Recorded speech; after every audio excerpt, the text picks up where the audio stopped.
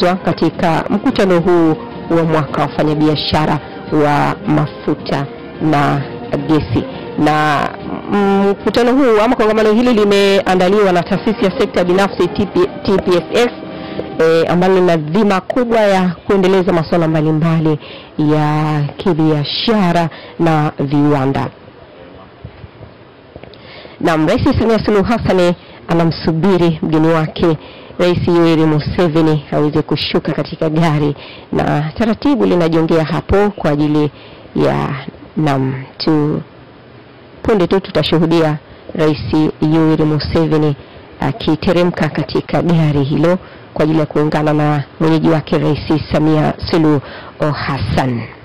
Nilikuwa nikikwambia kuhusiana na taasisi ya sekta binafsi hapa nchini Tanzania. Kama unavyoona tayari mambo yamekamilika, tayari wameingia wale wageni ambao walikuwa wakisubiriwa.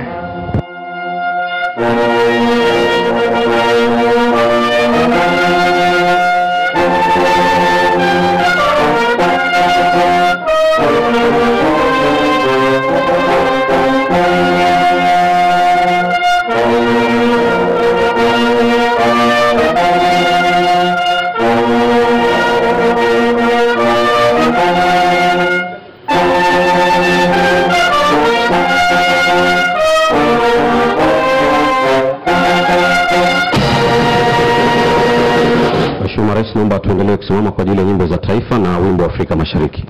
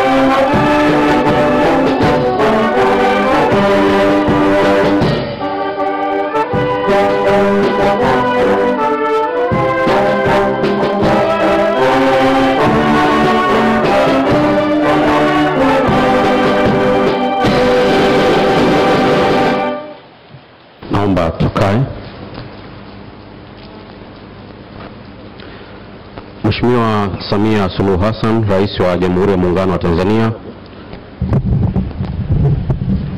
Mheshimiwa Yoweri Kaguta Museveni, Rais wa Jamhuri ya Uganda, Mheshimiwa Kassim Majaliwa, Waziri Mkuu wa Jamhuri ya Muungano wa Tanzania, waheshimiwa mawaziri kutoka pande zote mbili wa Jamhuri ya Muungano wa Tanzania na Jamhuri ya Uganda, waheshimiwa makatibu wakuu kutoka pande zote mbili, waheshimiwa wafanyabiashara, wageni waalikwa. Mheshimiwa Rais, tupo hapa ikiwa ni siku ya pili ya ziara ya Rais wa Uganda Mheshimiwa Yoweri Kaguta Museveni kufuatia mwaliko wako. Kongamano hili ambalo leo hii mnalifunga Mheshimiwa Rais ni sehemu ya wafanyabiashara ambapo wamelianza kujadili masuala ya mafuta na gesi katika ziara hii ya Mheshimiwa Rais Yoweri Kaguta Museveni. Kwa ridhaa yako Mheshimiwa Rais, naomba nimkaribishe Mheshimiwa Januari Makamba, Waziri wa Nishati wa Tanzania, ili aweze kutoa neno la utangulizi. Mheshimiwa Waziri, tafadhali.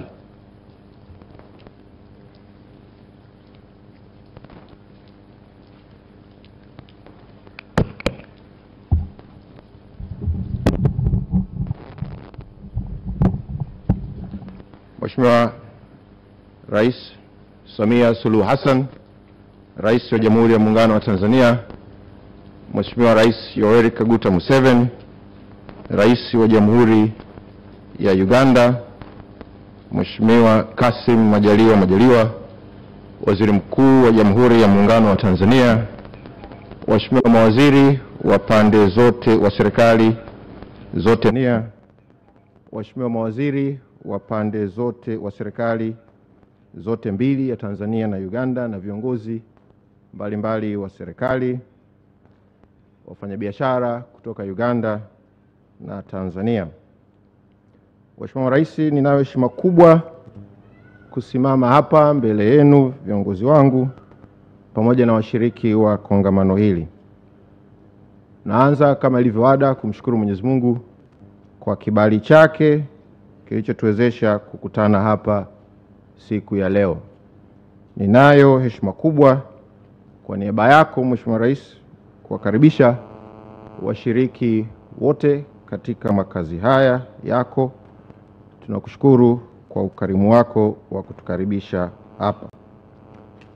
Tumekutana hapa siku ya leo kuhitimisha kongamano muhimu la sekta binafsi za nchi zetu mbili kuhusu masuala muhimu katika mradi wa kusafirisha mafuta ghafi kutoka Uganda.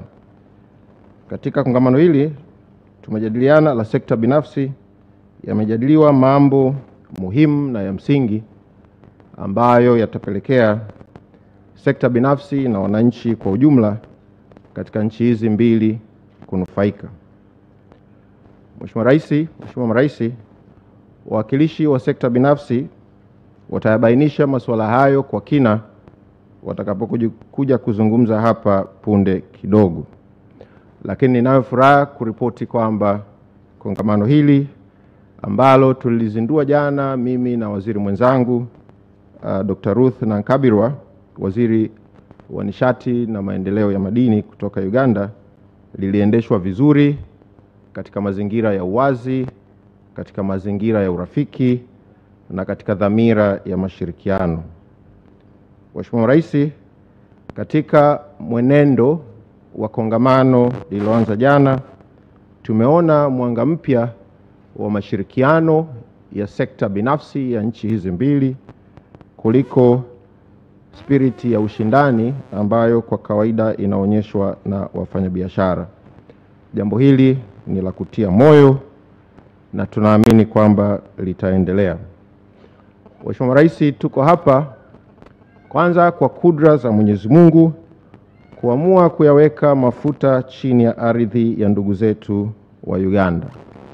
Lakini pia tuko hapa kutokana na ujasiri wa uongozi wa Rais Yoweri Kaguta Museveni kuamua kuyachimba mafuta hayo na kujenga uwezo wa vijana wa Uganda kuifanya kazi hiyo, na kuifanya kazi hiyo kwa namna ambayo inatoa manufaa sio tu kwa wananchi wa Uganda bali hata kwa ndugu zao wa Tanzania. Kwa hiyo tunampongeza sana Mheshimiwa Rais Museveni.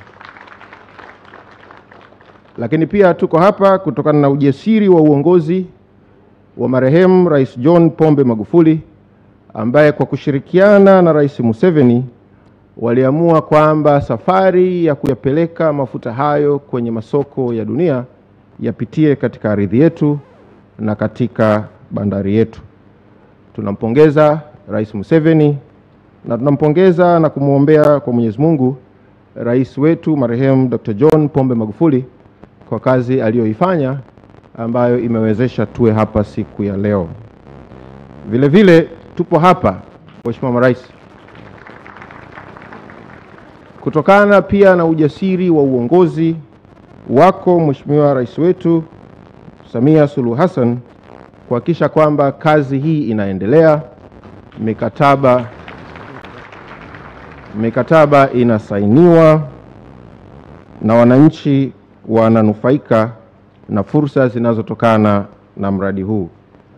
Mheshimiwa Rais, kongamano hili ni matokeo ya maelekezo yako kwetu kwamba tufanye jitihada zote kuwaelimisha wananchi wa nchi zetu mbili kuhusu mradi wenyewe, fursa zilizopo na namna ya kuzifikia na kunufaika nazo.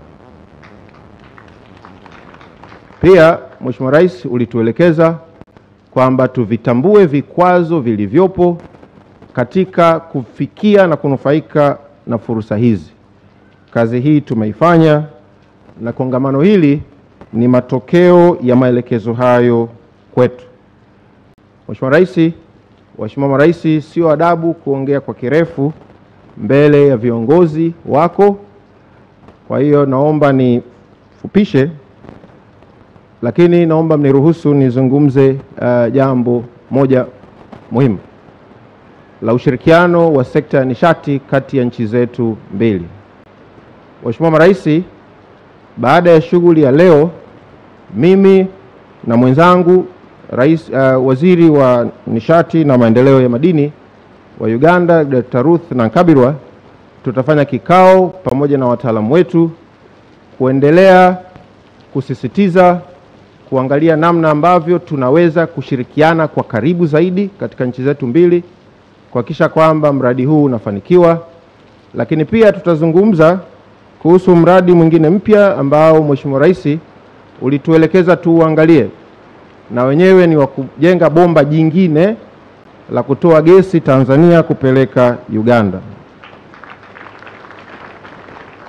Leo tutaanza mazungumzo ya awali kuhusu swala hilo, na kutokana na uongozi wenu na dhamira yenu ya kuimarisha mahusiano kati ya nchi zetu mbili, lakini na kuhakikisha kwamba rasilimali asili zilizopo katika nchi zetu pia zinanufaisha majirani zetu na zinawezesha uchumi wa ukanda huu kukua kwa pamoja.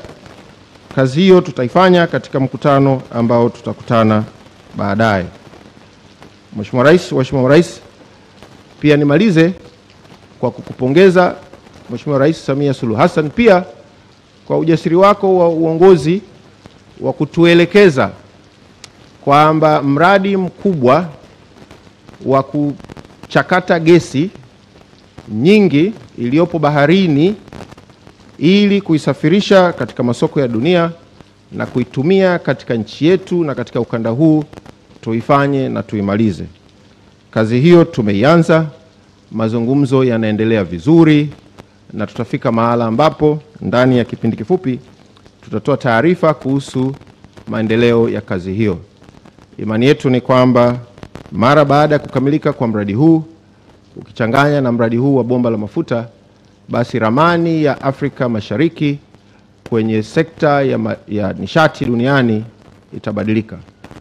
Jana tulizungumza Mheshimiwa Rais kwamba ukitazama ramani, nchi zetu zimegawanywa kwa mipaka iliyochorwa, lakini ramani ya siku zijazo haitakuwa ya mipaka baina ya nchi, bali itakuwa ya mistari inayoziunganisha nchi, na mistari hiyo ni ya barabara, ya laini za umeme na kweli ya mabomba ya nishati.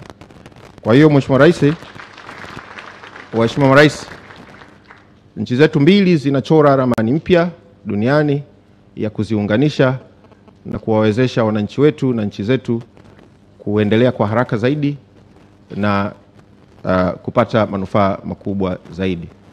Kwa hiyo kwa heshima na taadhima, naomba niishie hapa. Nawashukuru sana kwa kunisikiliza. Asanteni sana.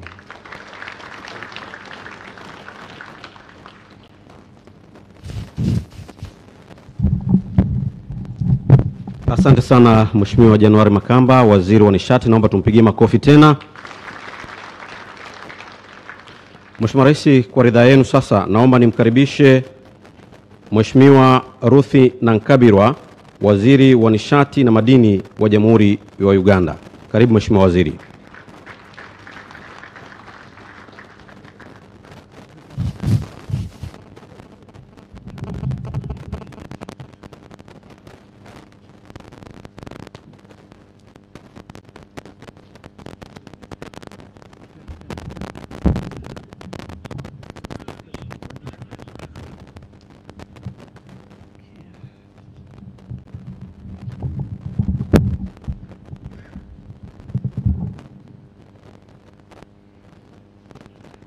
Your Excellency Samia Suluhu Hassan, the President of the United Republic of Tanzania, Your Excellency General Yoweri Kaguta Museveni, the President of the Republic of Uganda, Excellencies, my colleagues, ministers, distinguished members from the government of the Republic of Tanzania, the chief executives of oil companies, heads of government agencies, members of the private sector, ladies and gentlemen, good morning to you all. I will not endeavor to speak in Swahili for obvious reasons, coming from Uganda. Your Excellency, I would like to thank you so much for hosting us. And I want to thank you for the hospitality that we have enjoyed since we arrived in this beautiful country. Thank you so much. I am honored to address you this morning, and I just want to inform you, Your Excellencies, that the symposium started yesterday and that we were able to take the private sector through the journey of commercialization of our petroleum. And I was so pleased to hear my colleague, Honorable Januari Makamba, appreciating you, Your Excellency, President of Uganda, for the patience that you put in since the discovery, the strategic plan that you did to make sure that you build a human resource that will be able to put the eye on the ground so that the people of Uganda, the people of Tanzania benefit from this natural resource. Since yesterday, we had a panel of people from Uganda, the Petroleum Authority of Uganda, which is in charge of making sure that local content is followed. We have the permanent secretary from the Ministry of Energy. We have private sector foundation leaders from Uganda. They were able to appreciate the stage at which we are, especially where activities have started from the two sites. Tilenga, where they are constructing the central processing facility, which is going to process 190,000 barrels per day of crude oil. Kingfisher, which is expected to process 40,000 barrels per day. And all that is very important. The crude oil pipeline will see about 200,000 barrels every day coming to Tanzania. I want to take this opportunity to thank you, Your Excellency, the President of the Republic of Tanzania, that you have been following up and that you are ready with your legislation the implementation legislation, which is very key, which investors have been waiting for so that we can see contracting in its true sense. I want to assure you that in Uganda, more specifically on Tuesday, we are going to conclude the East African Crude Oil Pipeline Bill through Parliament. That has been waited for.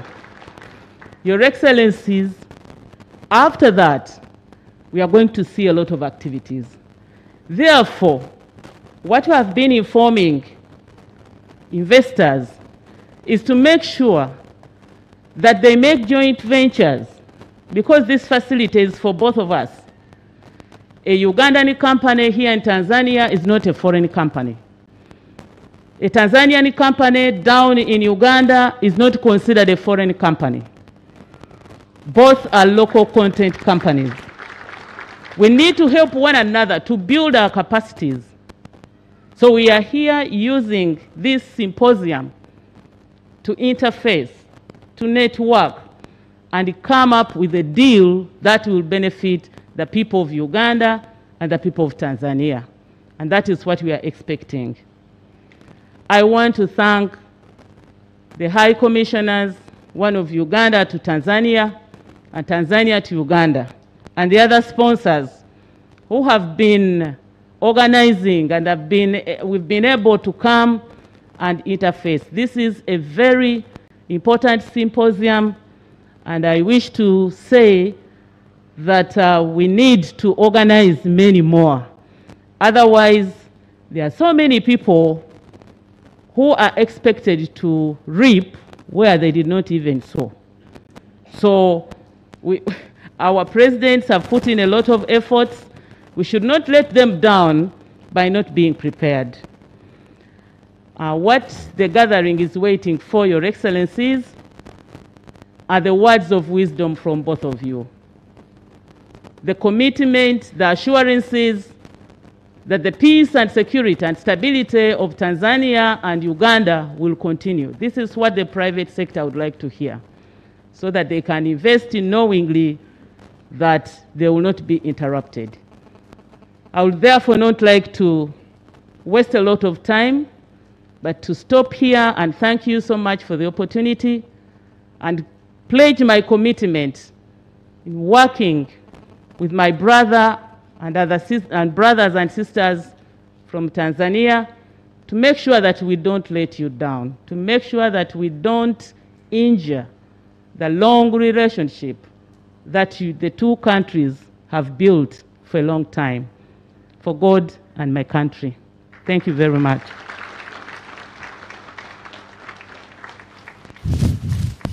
Asante sana Mheshimiwa Ruthi Nankabirwa. Naomba tumpigie tena makofi. Mheshimiwa Rais, kwa ridhaa yenu sasa naomba nimkaribishe Bwana Patrick Mweheire, mwenyekiti wa chemba ya madini na petroli kutoka nchini Uganda, ili aweze kufanya summary ama kwa kifupi kile ambacho jana waliweza kujadiliana katika mkutano wao huu au kongamano la jana. Karibu sana.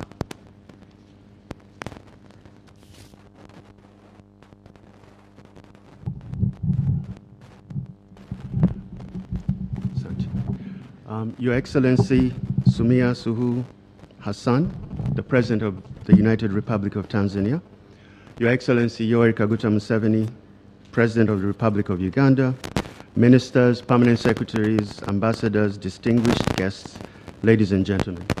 My name is Patrick Mweheire. I am the current chair of Uganda's Chamber of Mines and Petroleum, but my day job is the Regional Chief Executive for Stanbic Bank, looking after 6 countries: Tanzania, Kenya, Uganda, Ethiopia, Malawi, and South Sudan. So I have a very regional perspective. First of all, I wanted to thank you both, Your Excellencies, for your leadership and clarity of the importance of regional cooperation. It inspires greatly when the executive branch, such as yourself, shows the foresight and vision and paves the way for the private sector to grow. And indeed, in our oil and gas deliberations, we had lots to be thankful for. You delivered the legal and regulatory framework for this to happen. You signed a number of landmark agreements, HGA, Tariff and Transportation Agreement, land acquisition. You could go on and on. But it's clear that your determination and clarity on the bigger picture got us this far. Two sovereign nations negotiating such complex issues in a new industry brings a lot of complexities. Over the years, Your Excellency, I have been involved in several companies negotiating to merge or acquire stakes in each other. And it's taken months and years and frustrations and lots of meetings to get some of those transactions done. And most cases, a lot of these, what I would call experienced business professionals, struggle as they approach negotiations as a zero-sum game. You win, I lose, which is completely unuseful.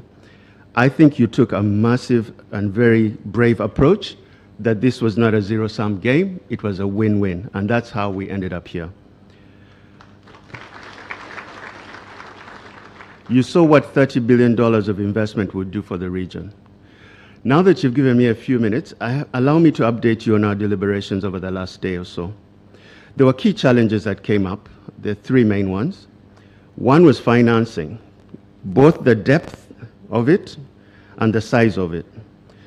Banks in both countries, if we were asked to commit to one transaction, would only be able to raise about $1 billion of financing.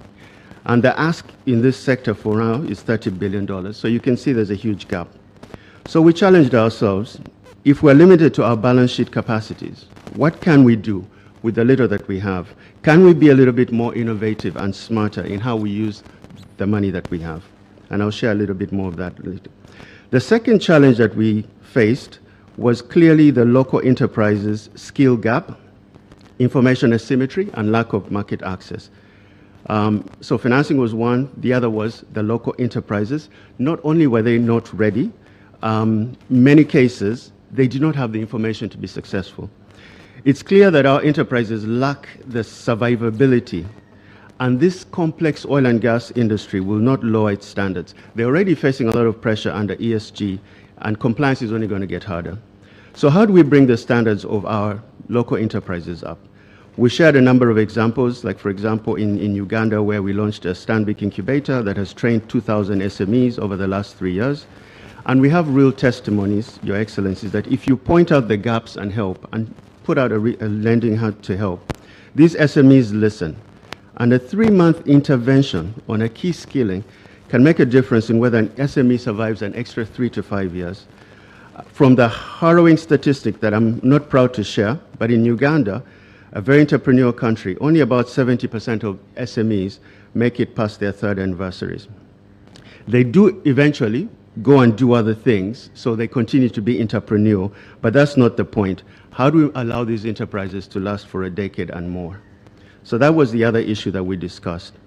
The third and last one was, how do we harmonize on regional requirements, whether it's contracts, local ownership, security or collateral, information asymmetry? Your Excellencies, the same journey that you and your technical teams traveled in understanding the context of the laws of the land of the different countries, what was important and what was not, we in the private sector have to take the same journey. To be considered a Tanzanian company, you need a 25% local ownership. Uganda took a different route and focused more on the aggregate ring fencing. And no one is saying one is right and one is wrong. But the challenge is that if we're looking for seamless or borderless investment, which you both mentioned in your remarks last evening, we will need your guidance and leadership on this. Particularly in this 3-year window, when we are trying to allow for symbiotic transfer of skills and capital across our countries. Could you take a 3-year window where some of these barriers could be lifted to allow these East African businesses to integrate and ultimately build on our trade? Because it does take time to change laws, and we acknowledge that. But we have a 3 to 5 year window to absorb this $30 billion of investment. So we not have a lot of time. For the larger ticket items like E-Corp, refinery, we acknowledge the need for external capital. And we know there's no shortage of capital in the world, given the low interest rate environment that we've been in since the crisis of 2008. Quantitative easing has created such massive liquidity in the Western world. And with interest rates at close to zero, pensioners who are living way into their 90s are worried about their livelihoods. So how can we boost those monthly pension checks in the West while we get them to fund our growth? We do have incredibly attractive investment opportunities. The Ugandan refinery was showing 17% after-tax USD return. There is a small, I wouldn't call it small, there's a fund in California, it's called the California Teachers Pension Fund. They are sitting on $444 billion worth of assets. If we're able to convince them even just to move 1% of that, or $4 billion to East Africa, it would be a game changer. And that's 4 times X of what the banks are able to do. The reality is we're at a crossroads where we're investing significantly. In Uganda's case, we're investing 50% of GDP, 15 billion out of the 30 billion in the 3 years. So it is unrealistic to expect that we can self-fund that. I will say that in order to attract this capital, there are some structural problems on both sides that we need to fix. I could spend half an hour talking about those problems, but I would say just 2 things. On the Western side, I think there's a whole misconception about real versus perceived risks. They, I think, put such a huge risk premium on Africa, which is not warranted. I would argue that investing in Venezuela is 10 times riskier than investing in Tanzania. But they don't view it that way because of the proximity and the history that they've worked together. On our end, they've often argued that we don't have the depth or the market size. I think you've solved the market size. I mean, a $30 billion opportunity is large in any measure. But we need to start working on the depth and open those channels of communications. We need to get the context and talk to our stories. We did talk about on the smaller ticket financing, which is to the SMEs, how can we help them reduce the red tape? On that, we agreed that now we should start having both the contractor, such as a Total, in the same room with a smaller enterprise, and we negotiate how to de-risk the risk of the smaller enterprise. And there are many, many innovative ways you can do that, using escrow accounts where we see the contract money before you pay the SME, and just bring the risk down to the larger enterprise and allow the SME to do business at a much lower interest rate. We need to be more flexible. We need to come up with products that are more localized, that do not require security. We have listened and we've committed to put our best foot forward. As a regional bank, I have asked my team, because in some ways we're aligned in my goal. My goal is to build a regional bank and not to have 6 independent banks. So I've been tasking my teams on how we can move collateral across borders. Could we take Tanzanian collateral for a Ugandan transaction and the vice versa? Then lastly, on the issues of skills gap and uplifting of SMEs, we're committed to bringing some of the best practices that we've seen that have worked, create portals of information to kill the information asymmetry, create linkages for market access so they can sell their products by bringing in some of these large corporates and introducing them to them. Only when we support the lifelines of these SMEs, which create 70% of jobs in our region, can we see a real trickle-down effect on impact and change. You ring-fence services, but now we need to capacity build so that we match those services to ensure that we extract a minimum of 30% of the spend, which is about 30 billion, over the next 3 to 5 years. Private sector coordinating with the public sector to ensure this works is key. In conclusion, Your Excellencies, we are at a critical juncture. The executive branch and the public sector through your leadership has displayed great courage. You are leading the baton, you're handing over the baton to the local private sector to harness these opportunities, and we welcome that challenge. Our request is that we view these next 2 to 5 years as a transition period that will require a lot of agility. Please keep your communication lines open for us. The multiplier effect of a dollar investment into a local company versus going into a foreign company cannot be overstated. Let's keep this as our true north theme and work tirelessly to make our local institutions scale and build sustainability. Thank you so much for all you've done so far, and we're committed to do the rest. Thank you for listening.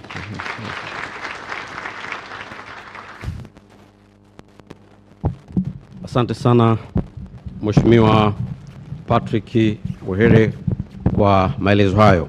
Mheshimiwa Rais, kwa ridhaa yenu sasa naomba nimkaribishe Bi Angelina Ngalula, mwenyekiti wa taasisi ya sekta binafsi hapa nchini, ili naye aweze kueleza yale yaliyokubaliana na yatokanayo na kikao chao. Karibu.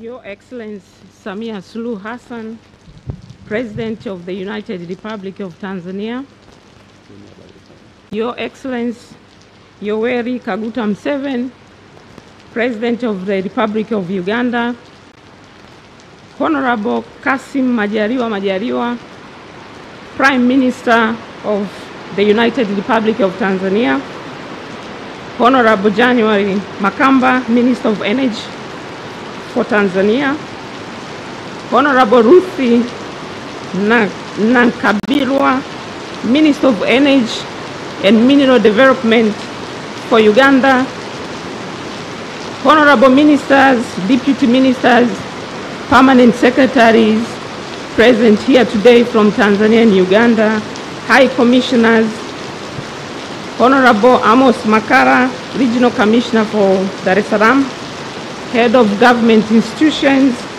from both countries, Patrick Mweheire, Chairman of Uganda Chamber of Mines and Petroleum, members of the private sector from Tanzania and Uganda, members of the media, invited guests, members of the press, ladies and gentlemen, na wasalimu kwa jina la Jamhuri ya Muungano wa Tanzania na jina la Jamhuri ya Uganda.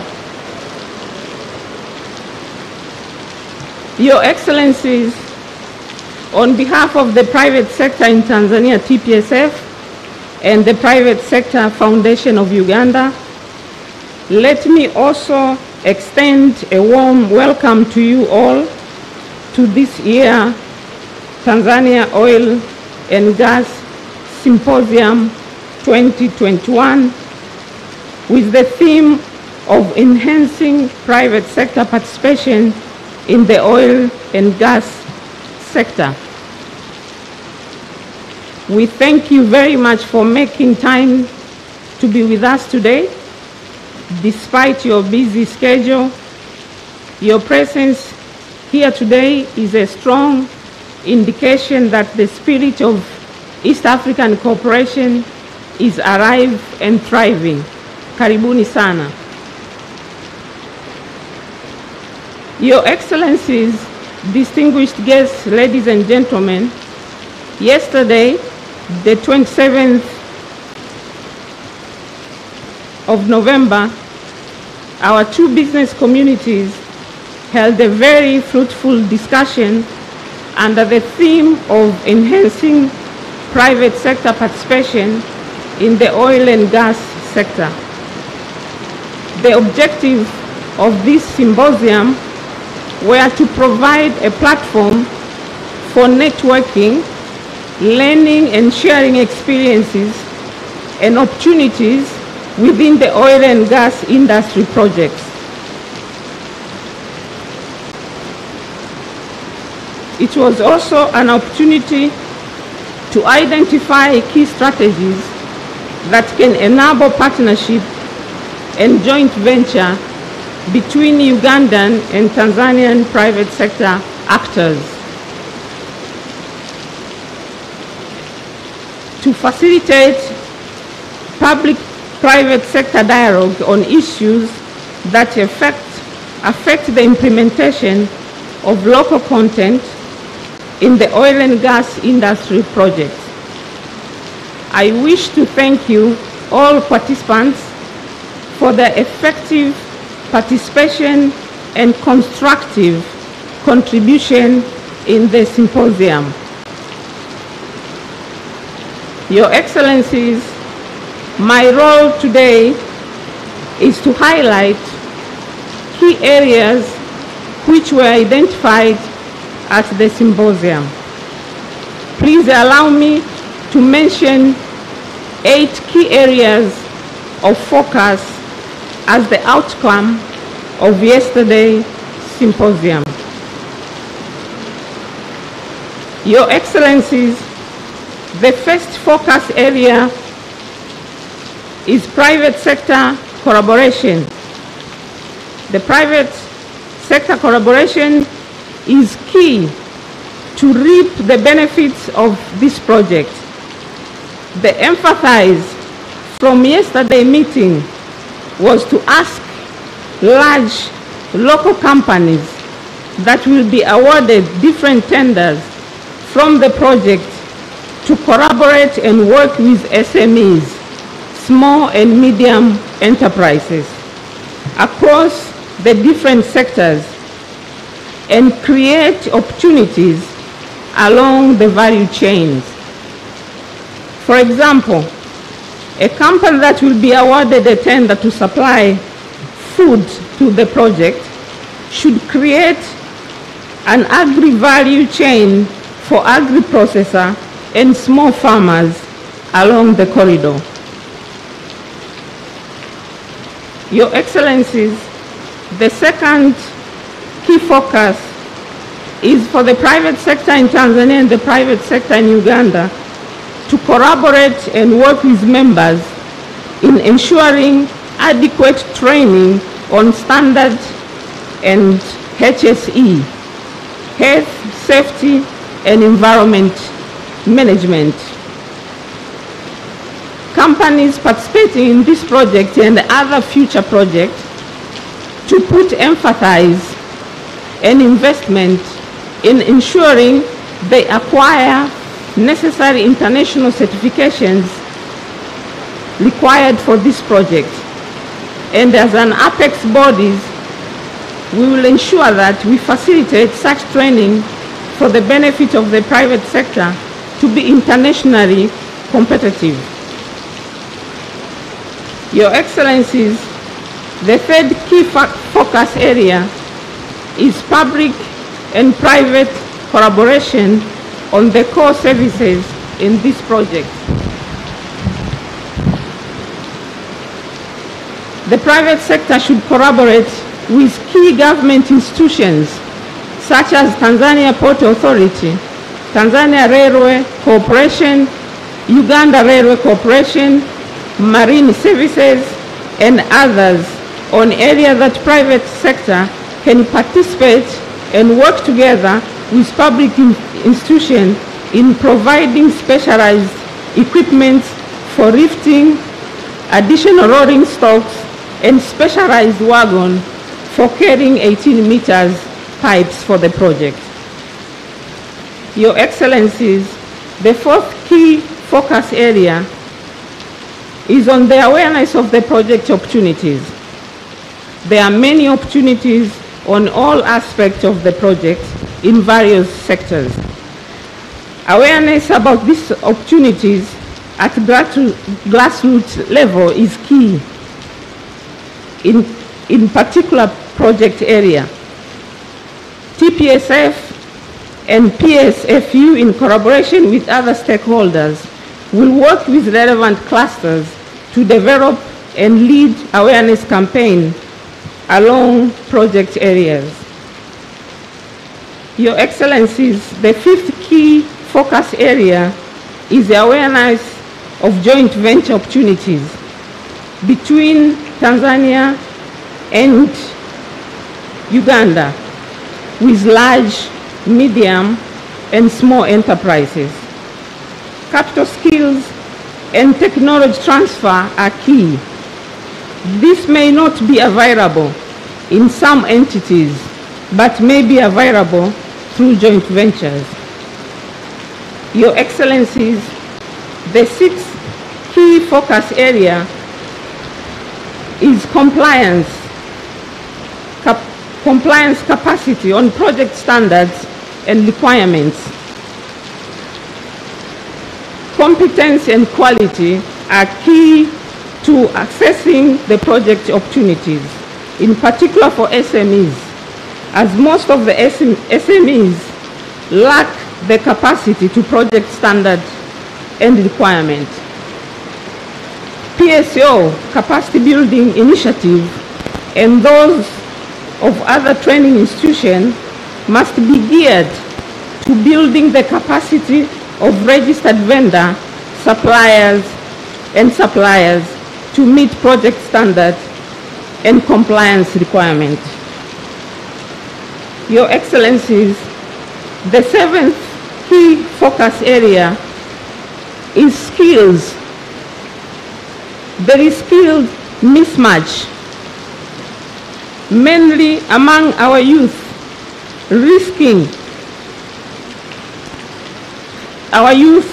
losing most of their employment opportunity to foreigners. Our universities and education institutions should work with private sector to understand skills that are required for this project and other projects, and to be able to empower graduates with employability skills. Your Excellencies, the 8th focus area is access to affordable finance for SMEs, which my colleague had already spoken about it. This is key to facilitate participation in a viable project opportunity. We encourage banks to develop affordable SMEs products along the ring-fenced goods and services identified in the host government agreements. Your Excellencies, we recognize that some of challenges are beyond private sector ability to address them. These are mainly regulatory in nature, and they include the inclusivity of private sector, pre-contract negotiation and during negotiations. This will enable sufficient preparation of the private sector in terms of training, finance, and infrastructure investment. Another area that the private sector would ask for government intervention is on mutual recognition agreements, MRA. It has been agreed but not yet been ratified by member countries, and this has been a hurdle for movement of professional services between our two countries. We kindly request our government to make headway and ratify these agreements. Another area that private sector would request for government intervention is on harmonization of fiscal and regulatory regime. The project is one across two countries, but tax regimes are different. We argue alignment on the tax regime, in particular of goods and services, and movement of people to avoid double taxation. Another area that the private sector would request for government intervention is on alignment of the local content. For example, in Uganda, local content is defined as a domestic value addition, while in Tanzania, it is defined in terms of local ownership. The private sector advised the government to harmonize the definition of local content on the two countries. Your Excellencies, distinguished guests, ladies and gentlemen, this is the time for action. We have had several ECOP meetings, private to private, public to public, public to private. It is now time to move for action. Your Excellencies, distinguished guests, ladies and gentlemen, let me again thank Your Excellencies for making time to attend and your commitment to the success of this project for the benefit of our people in the region. A special thanks to the private sector of Uganda for giving us the opportunity to host this event in Tanzania, and I thank all sponsors without whom this event would not be possible. Your Excellencies, as we are descending towards the end of the year, I wish to take this opportunity on behalf of the Tanzania private sector and Uganda private sector to wish you a Merry Christmas and Happy New Year. Asanteni sana, kazi endelee.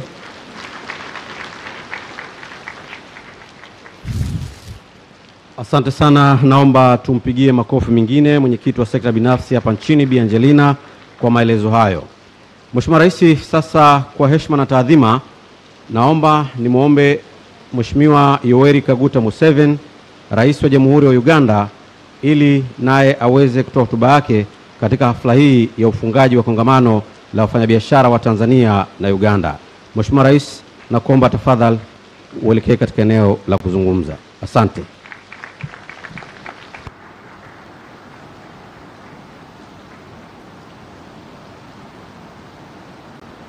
Mheshimiwa Samia Suluhu Hassan, Rais wa Jamhuri ya Muungano wa Tanzania, Mheshimiwa Waziri Mkuu, mawaziri, wafanyabiashara na watu wengine walipwa. When I was told that I was going to speak to business people, I prepared a speech for business.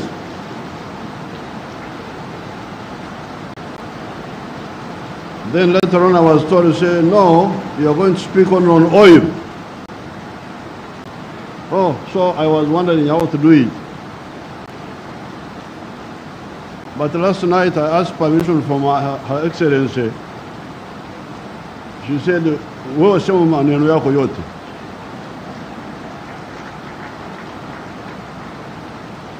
Kwa hiyo namshukuru. But now, my decision to prepare a comprehensive talk has been strengthened by the confusion of my son, the one who was here. Mweheire, the one who was speaking, the one of the Stambik. Oh, he's very worried about this, about that.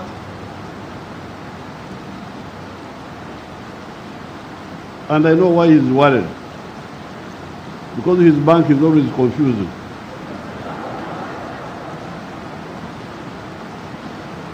Because, anyway, let me go on with my speech.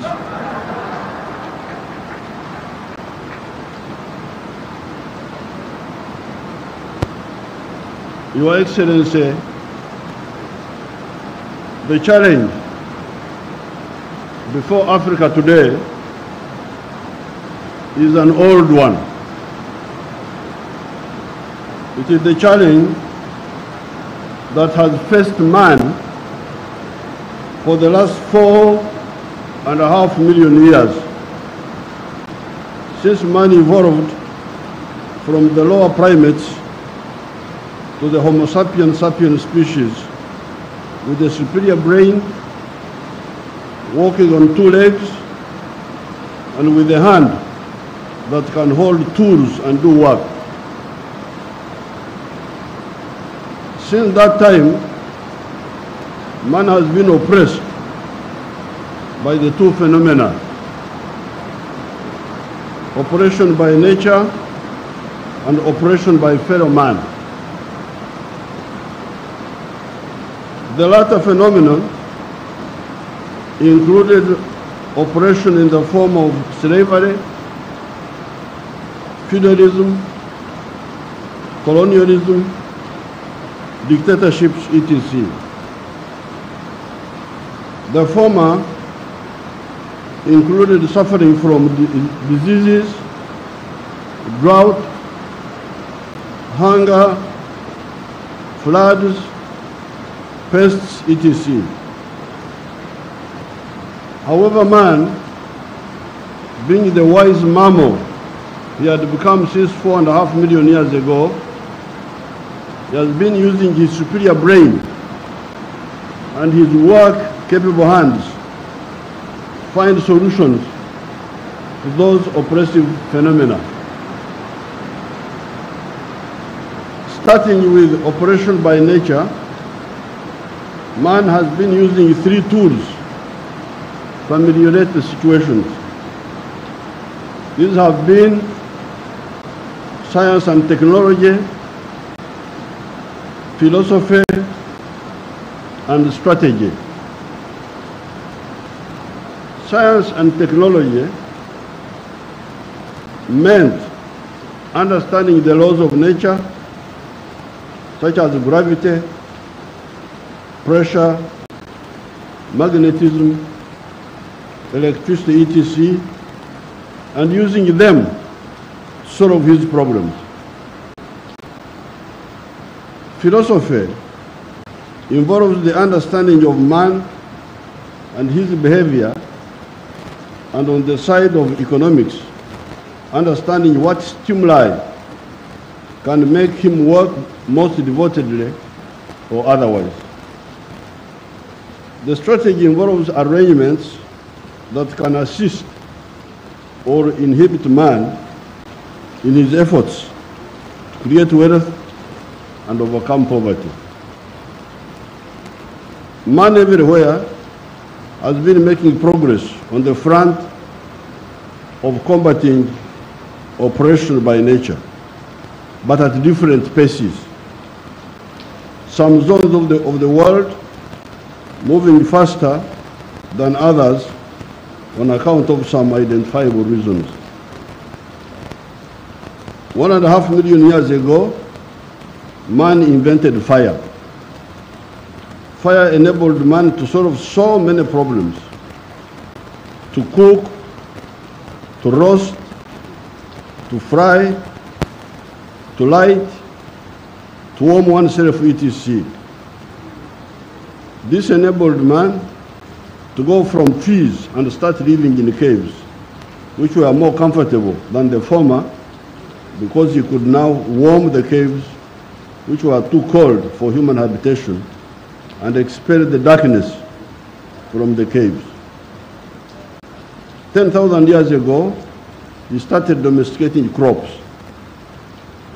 And between 8,000 BC and 2,500 BC, he started domesticating animals, livestock. In terms of philosophy, societal ideas evolved from metaphysics, predestination, and so on, to the understanding of man's ability to influence his destiny by working. Meanwhile, especially in Europe, society was evolving. As Karl Marx pointed out, by the time he wrote in 1848, society had gone through 4 social systems of the primitive society, the slave state, feudalism, and capitalism, and was at that time entering the era of socialism and communism. The best crucible of understanding this phenomena of social evolution is the onset of the French Revolution in 1789. By this time, France, and maybe other parts of Europe, was a 4-class society, which were the feudalists or the aristocrats that lived on rent from land, the peasants that were serfs on the land owned by the feudalists and had to surrender a part of their harvest to the landlords, the new class of the middle class, the bourgeoisie, and that's what Mohiri should understand. I didn't know that it's God who told me to write this way. That lived on profits, the difference between the cost of inputs and the production of a good or a service and the price of the final product. These were manufacturers, traders, service providers, etc. And also the new class of the working class, the proletariat, who no longer owned anything except their labor, which they sold to the bourgeoisie in return for wages. This is how you, the businessmen, come on the scene. You are a historical phenomenon.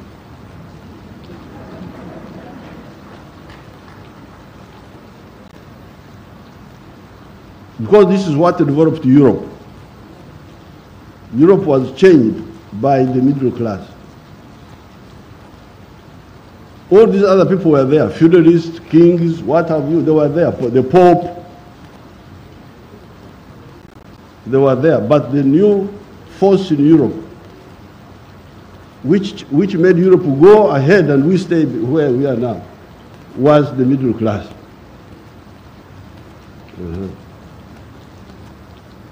And that's why I was very happy. Oh, let me talk to the middle class. I was very happy. The slave trade, nani walikuwa wanauza watumwa ni wale wale.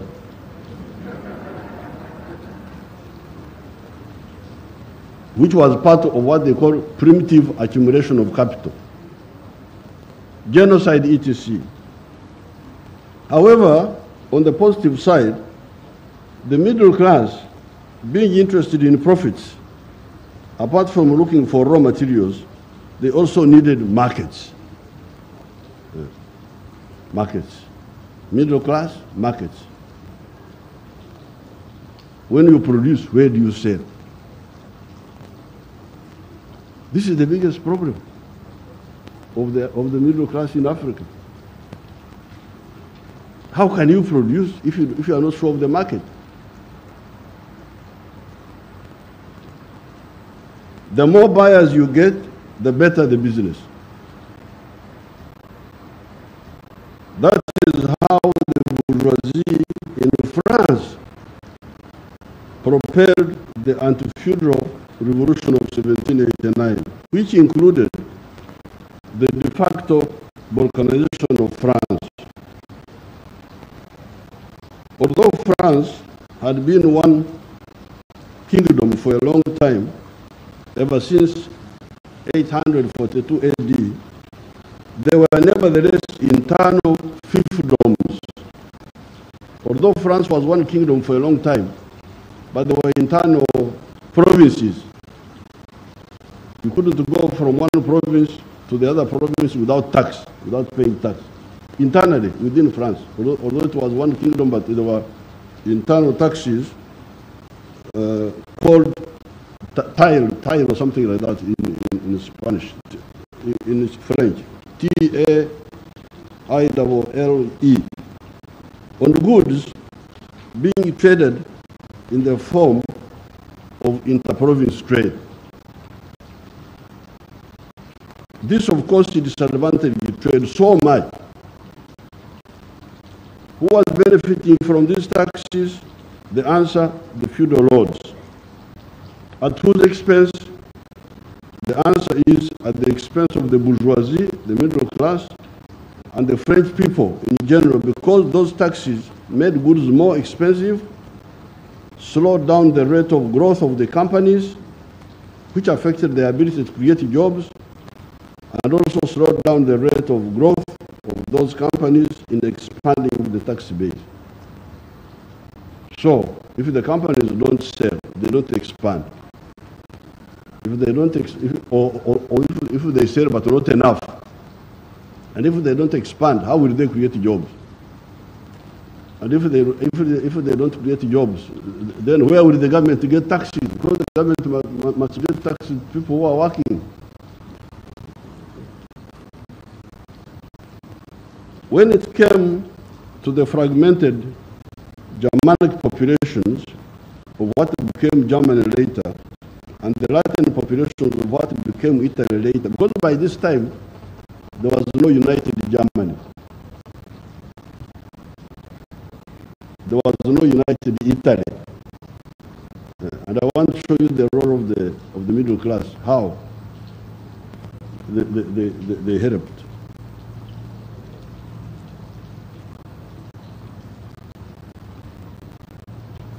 The fragmented Germanic populations of what became Germany later, and the Latin populations of what became Italy later, you see again the role of the business interests working for the integration of those peoples and countries. It is the middle classes who worked for the unity of these countries. to unify those countries. That's why I was very happy to talk to you. Not just about oil and these small things. In the case of Germany, it had the big farmers known as the Junkers. It's written Junkers, but it's pronounced as Junkers.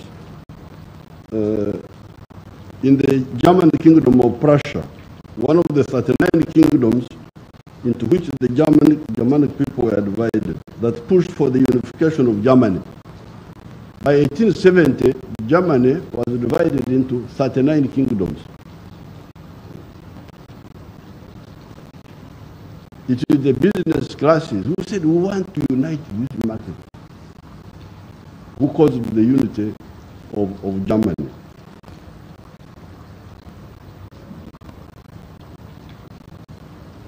That effort was achieved in 1870, following the Franco-Prussian War of 1870.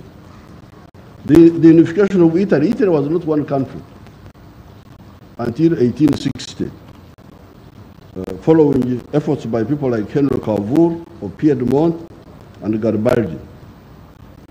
Earlier, in 1776, the British American colonies, again led by business interests, had liberated themselves from the rule of the British King George III. Their slogan, when they poured British tea in the sea at Boston, was, "No taxation without representation." Again, a middle-class demand.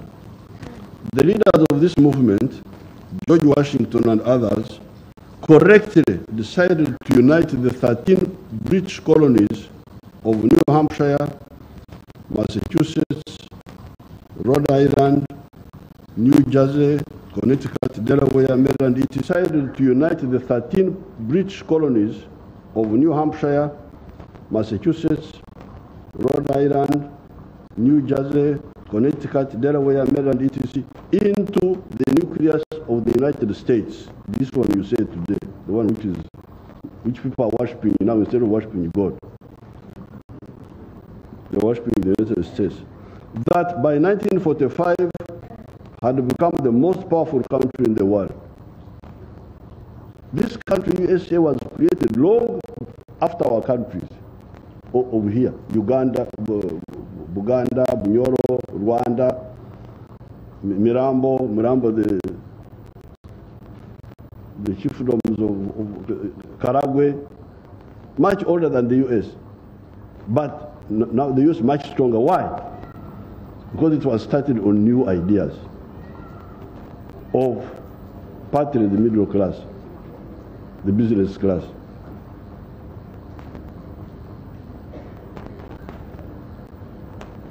Just next door, you had the older Spanish colonies of Latin America and Brazil that had belonged to Portugal. Instead of uniting, their leaders preferred balkanization, remaining fragmented. Today, with the help of television, you can see the different products of the two laboratories of history, one in North America and one in South America. In North America, you have power and prosperity. There are other internal challenges notwithstanding. In Latin America, you have weakness, poverty, insecurity, and desperation. You saw those people walking to the US. You have seen them on TV, those Latin American countries.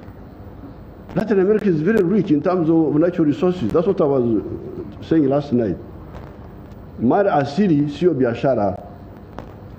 Natural resources. Natural resources are not business. They are not wealth. Latin America is very rich. A lot of water, a lot of forests, a lot of minerals, but people are very poor. Why? Because when you start a business in Honduras, it can't succeed.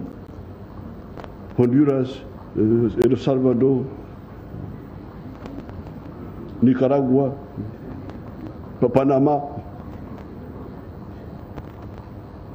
Huwezi kufaulu kibiashara in those fragmented markets. And one of the reasons, of course there are other reasons, but one of the reasons is you don't have enough market. You don't have enough market. In North America, you have power and prosperity. Thousands of desperate people walking on foot for thousands of miles, going to the success story of history, the USA, from the failed experiment of history of Latin America. The laboratories, the two laboratories are there. One laboratory, the US. The other one, Latin America. When it therefore comes to Africa, particularly East Africa, we cannot say that we are short of examples of what needs to be done in the last 500 years of the long human history. The question is, if you do not ensure the availability of some factors, including the availability of a large market, how will business grow? Secondly, the question is, if business does not grow, how will you create jobs? How will you ensure the production of goods and services that you need to import substitution and also for export promotion? How will you expand the tax base to get enough money for the government to provide adequate services to the people, including the building of the infrastructure itself? How will you solve this? If business doesn't grow, how will you solve all those problems? By 1986, when the NRM took power after an armed conflict of 20 years, 1966 to 86, the economy of Uganda had collapsed and had been totally informalized. Colonialism and the immediate post-colonial years had seen the emergence of a small enclave, that Ironeno, enclave economy. That's what we were using in the university in the 1960s. By that time, we had diagnosed this problem. And that's what Yoweri is talking about. He's talking about an enclave economy.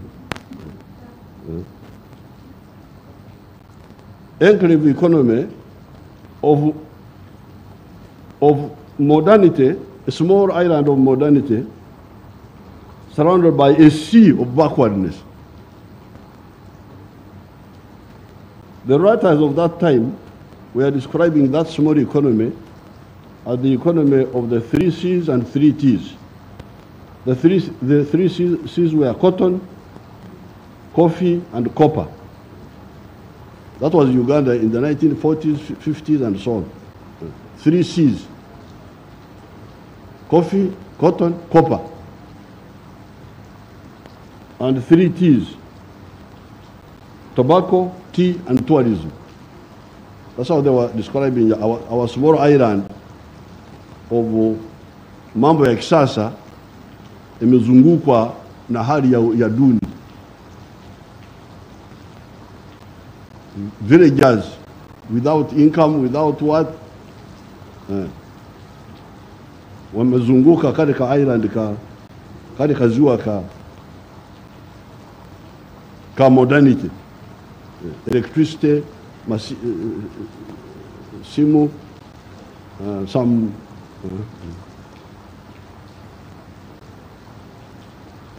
these were copper, cotton, and cotton. It was only by 1986, 2 of the 3 C's had totally collapsed. These were copper and cotton. It was only coffee that was still limping on with the export of 2 million bags per annum of 60 kilograms each. Except for tobacco, the other 2 T's had either disappeared completely, e.g. tourism, or shrunk greatly, e.g. tea, which had gone from 23 million kilograms to only 3 million. The word enclave means island, and the enclave economy therefore means an island of modernity surrounded by a sea of backwardness, e.g. peasants only working for the stomach, that some people call subsistence farming. The good luck for Uganda was that what became the NRM party was initially a student movement in the 1960s, some of them active here in Uganda. Tissue.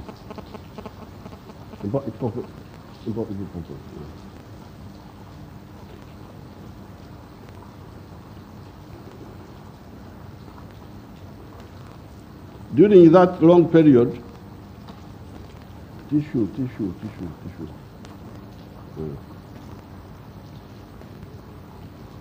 During that long period, we had time to study and also see in practice the impacts of efforts.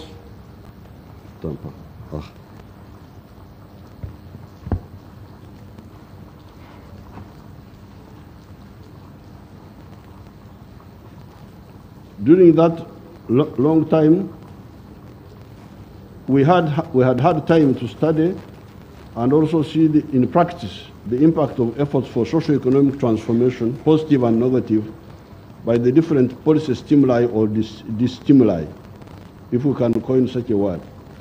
On account of that, especially our decision to encourage the private sector in Uganda, including bringing back the Indians who Idi Amin, in his ignorance, had expelled, being socialist notwithstanding, has enabled the economy of Uganda to grow at the rate of 6.5% per annum for the last 35 years.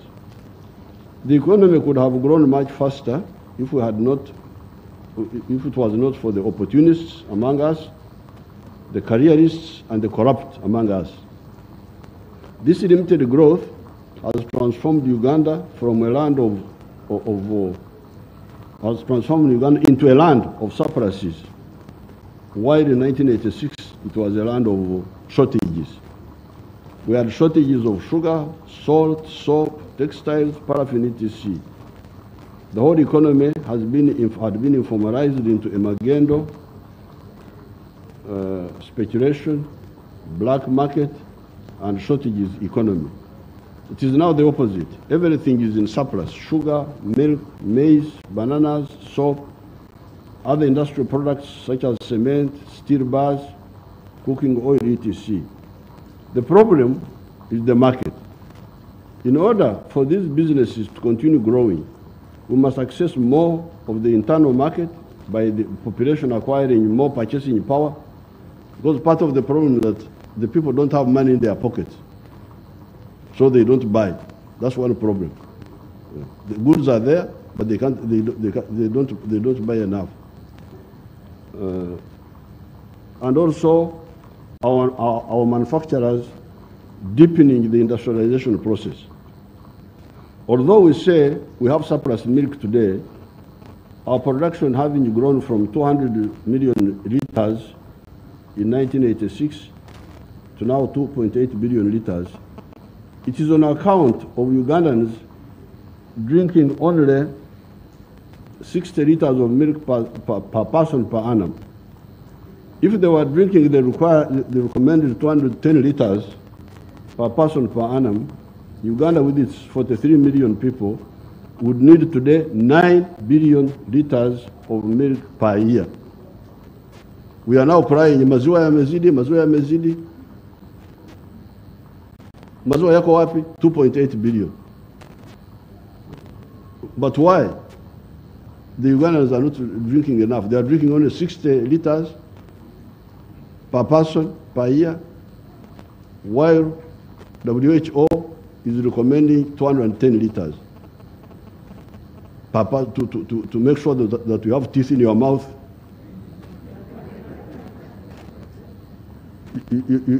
Your bones don't break. Mifupa imepasuka kwa sababu huna calcium ya kutosha. So although we are now fighting with Tanzania, buy our milk, we have excess milk. Tanzania buy, Kenya buy, Rwanda, but actually the internal market is still there, but it is dormant. Why? Because they don't have money in their pocket. Why? That's another story.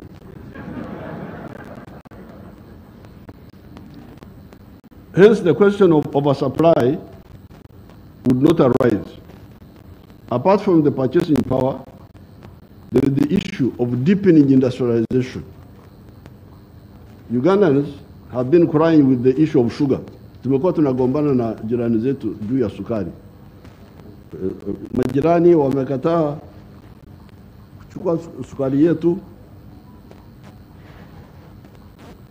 Marehemu bought some 20,000 from us, and the Kenyans have been buying, but there is still a surplus.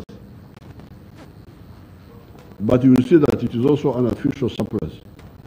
Ugandans have been crying with the issue of surplus sugar and surplus sugar cane in some parts of Uganda. Why?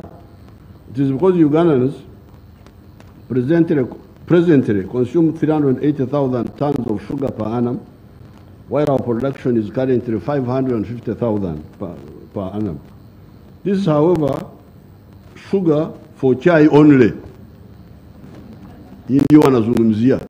Wanasema wameendelea sana, wako na sukari ya chai. How about industrial sugar for use by Coca-Cola,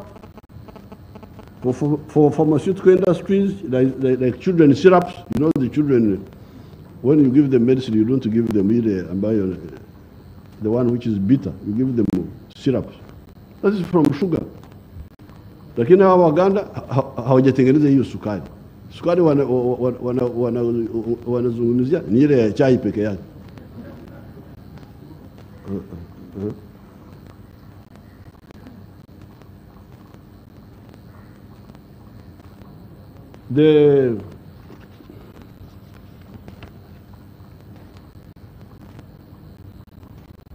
How about industrial sugar for use by Coca-Cola and for pharmaceutical industries?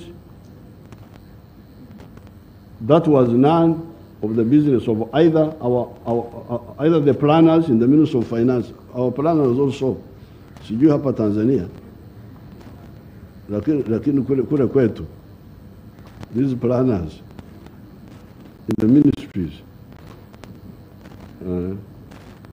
that was none of the business of either the planners in the Ministry of Finance and Planning, and also unplanning. I think they should also add the word. They should add the Ministry of Finance and Planning and unplanning.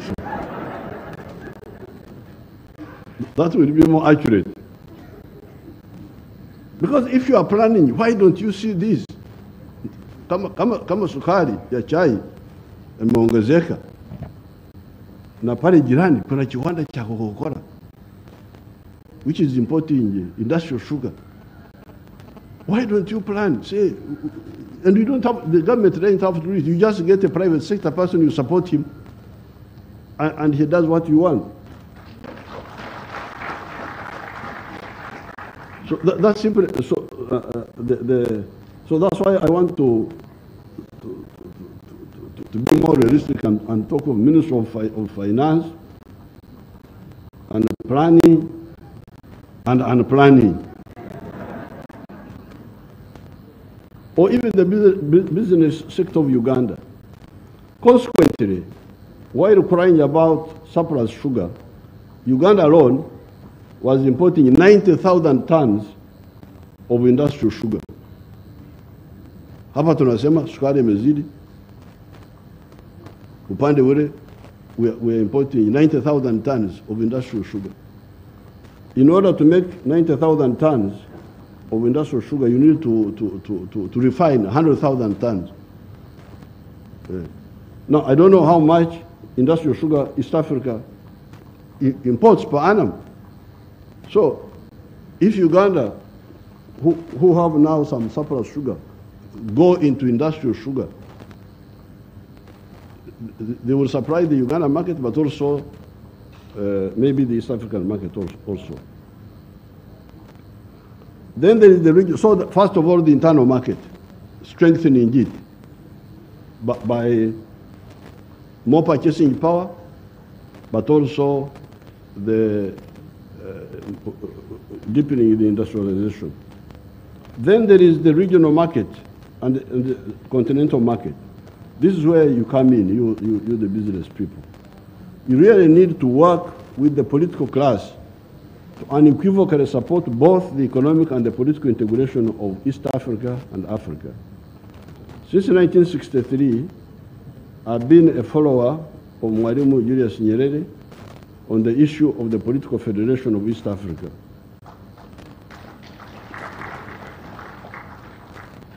My staff later on will give some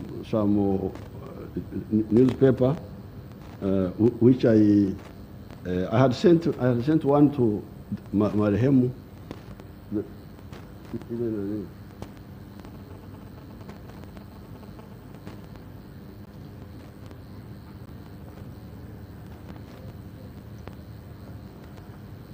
This was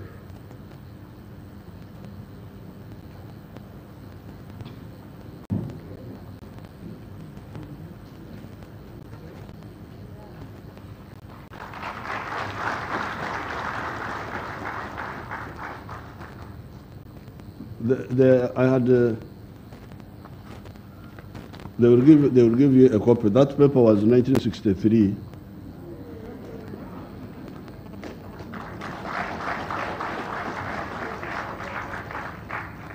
On the 5th of June, 1963, and you will see it. A federated East Africa would create a united market for the businesses of 200 million people, who will be 401 million by 2050, according to the UN. The political federation would also make it easier to handle issues of insecurity, such as the insecurity in Eastern Congo, Somalia, Mozambique, which affects even the countries that are stable, because we have not and we cannot build walls between these sister countries. Moreover, East Africa is quite homogeneous around the language of Swahili, on top of the shared heritage of the Bantu, Nilotics, Nilo-Hamitic, and Cushitic peoples of this area. Last night, Her Excellency talked of Ntungamo of Biharamulo, I think, that area. But the district where I was born in Uganda is called Ntungamo, in Uganda. And it is from the verb kutungama, when you go up. I think Swahili will say kupanda. Lugha za kule kwetu, kupanda is kutungama. When you go down, is okushuma. I think that's how you have got to Rusumo. You know that Rusumo, the other one in Burundi, Rwanda there, Rusumo, when you are going down, okushuma, when you are going down. So, hawa ni watu sisi ni watu wa moja. It is these similarities and ancient linkages that should enable East Africa to achieve maximum unity in the form of political federation and economic integration. Then we'll go to the CFTA, the Continental Trade Area. I do not agree with Muammar Gaddafi, nor with Nkrumah Osajefo, nor did Mwalimu, on the issue of one government for the whole of Africa. At the continental level, you do not have the same similarities like you have in respect to East Africa and Central Africa. You may even have some irreconcilable contradictions that would not permit the maximum level of integration. However, the common market of Africa is possible and desirable. It would give business a market of 1.4 billion people today that will grow to 2.5 billion by 2050. The two levels of integration, political and economic for East Africa, as well as economic for the whole of Africa, will create a bloc with which we can negotiate durable market access internationally with the USA, China, EU, Russia, India, Japan, Indonesia, etc. You remember the world is Mpankuwe, give me so that I give you also, reciprocity. Why all those efforts? Why do we, the freedom fighters, who have been following Mwalimu since the 1960s. Why do we insist on this? Why do we continue talking about this? It is on account of our search for prosperity. If the African societies are going to be prosperity, how will they be prosperous? They can be prosperous through business. Business, what does business need? Market. How do you get the market?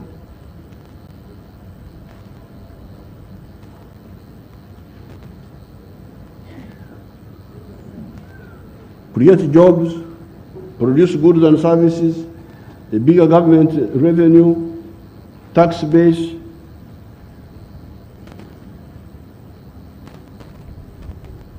strategic security, strong armies that are able to ensure security and defend us against any and all enemies of whatever potential, taking advantage of our similarities, linkages, and a common history. In my view, this is part of the historical mission of the genuine business class of Africa. Otherwise, if we build a Latin America instead of a United States of America in Africa, we shall condemn our children to the sort of miseries you see in Latin America and even the Middle East, not to mention the harvest time for problems in Africa of today, Mali, Burkina Faso, Libya, Central African Republic, Somalia, Eastern Congo, Mozambique, etc.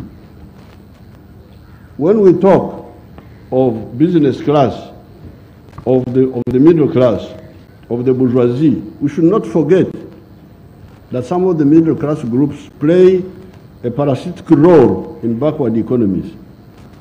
China has within 70 years gone from being number 56 in the world in 1951 in the size of its economy to being number 2 today on account of the accuracy in analysis of its leaders of this issue of the middle class and also of other issues. Both Mao Zedong and Deng Xiaoping correctly disassembled the middle class into 4 types, if I remember correctly. When you say wafanya biashara, au wafanya biashara ni wa aina gani? Kwa sababu wafanya biashara wengine ni wazuri kwa afya ya economy ya uchumi wa nchi, wengine ni wabaya. These were the national bourgeoisie, the comprador bourgeoisie, the petty bourgeoisie, and the bureaucratic bourgeoisie. Of all these, the positive bourgeoisie were the national bourgeoisie, that part of the middle class that works to retain blood in Uganda and also to get blood from other countries, legitimately and equitably, to strengthen our economy. These are commercial farmers, manufacturers, service providers for activities that either substitute imports or promote exports. The bad elements are the comprador bourgeoisie, those who work for foreign interests in our economies in lines of business such as Ugandans could take up. These are mainly importers, commission agents, etc. A commission agent iko hapa kuuza bidhaa za wengine. How will he help our economy? The other dangerous group are the bureaucratic bourgeoisie, e.g. the civil servants. These are divorced from production, but are paid by the government and never bother to find out how the government gets the money, nor do they care about the rest of the citizens since they are paid whatever happens. The middle class we need are the national bourgeoisie, the commercial farmers, the manufacturers for imports and import substitution, export promotion, and service providers that either save or earn foreign exchange. Coming to the East African oil pipeline and the business opportunities it offers, I first declare that I have never been intoxicated by oil. Uganda discovered petroleum in 2006. It is now 15 years, but the oil has not been pumped out of the ground. Yet the economy of Uganda is growing. Japan is the 3rd richest country in the world, but it has no oil, no minerals, and no agriculture. It relies on the brains and the skills of its people. So is South Korea and even China. This is not to say that the oil of this region is not important. Oil has been important and will continue to be important. Oil transformed the very poor countries of North Africa and the Middle East into very affluent societies on account of the petrodollars that started flowing in that area following Gaddafi's activism for higher oil prices and the Arab-Israeli War of 1973. There is now awareness that some uses of petroleum generate gases that create a blanket effect in the atmosphere that warms the temperature of the globe, melts the ice sheet and the glaciers, and causes the seas to rise and unpredictable rain patterns. That, however, is not the fault of oil. It is the fault of the misusers. Uganda, therefore, supports the movement towards cleaner energy sources, hydro, solar, wind, geothermal, and even nuclear, and we are preparing for all. 2 points are, however, clear. First of all, we shall use fossil energy for another 40 years. So you don't have to worry that the oil is about to run out of demand, because as I will show, there will always be demand for oil. In fact, although I'm never an opportunist, I cannot avoid noticing an opportunity for some of us that have entered the nightclub when the notice for banning nightclubs was proclaimed. New nightclub goers will not book in, and hence we shall have the nightclubs ourselves. You see, this campaign against oil is actually good for us, because many companies are fearing to invest in new oil ventures. But for us who are already there in the nightclub, since oil is still in demand, the price is now going up. I hear it has now gone to $83.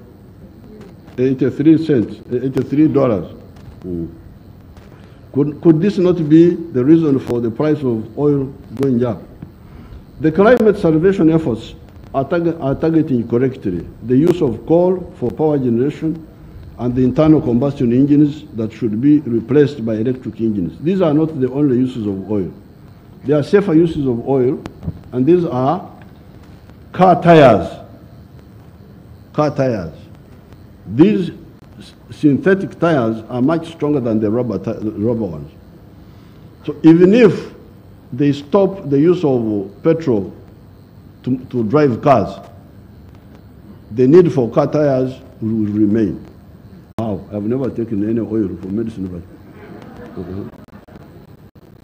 bitumen, asphalt, kupiga lami, hizi lami. Cosmetics, detergents, packages, kufunga vitu. Here, the environment issue is no longer greenhouse gases, but waste disposal. If we can get a waste disposal, a good waste disposal policy, then the oil will be here forever. We shall stop using it to drive cars, because that's a bad use. But it will be used forever for all these purposes. Here, the environment issue is no longer greenhouse gases, but waste disposal. Can we not perpetually recycle some of those for reuse? That we go on recycling them? They can answer that. Therefore, Tanzanians, Ugandans, all the global citizens, the East African pipeline business is a good, durable business.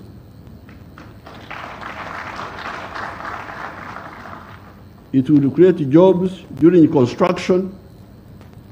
Last night at yesterday in the press conference, we saw that the pipeline would take $1.3 billion, but 600 million of that is on the construction. And then the other 270 something is on the factory which they will put in Igunga to heat the sections and so on. And then internal transport. So almost 900 million will be spent, mainly in Tanzania actually, because the portion of Uganda is small. But I don't mind because many of my relatives are in Tanzania, so.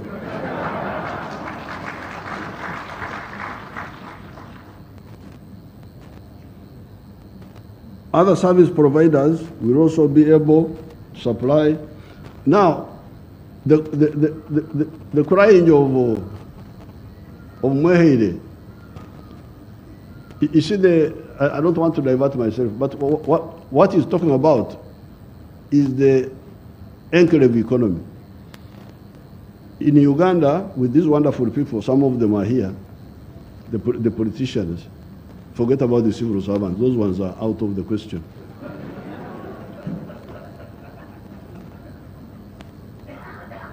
Kwa sababu hawajasikia, do you call it injili, the gospel? Hawa watumishi wa serikali hawajasikia injili ya ukombozi. So I don't even quarrel with them because they are not part of me. Watu nagombana nao ni wanasiasa wenzangu who are part of the movement, who should have known. Because you see, like for instance, until 7 years ago, 68% of the homesteads in Uganda were in what they were calling subsistence economy. Uchumi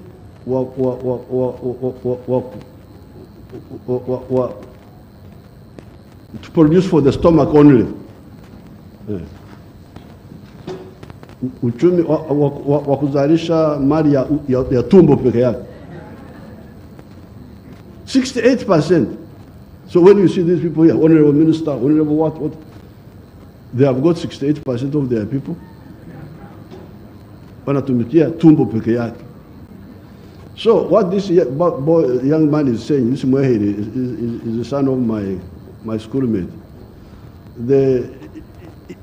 If 68% of the people are out of the economy, out of the money economy, then what do you expect? What that Stanbic Bank should be working for? Okay, work for oil, all right.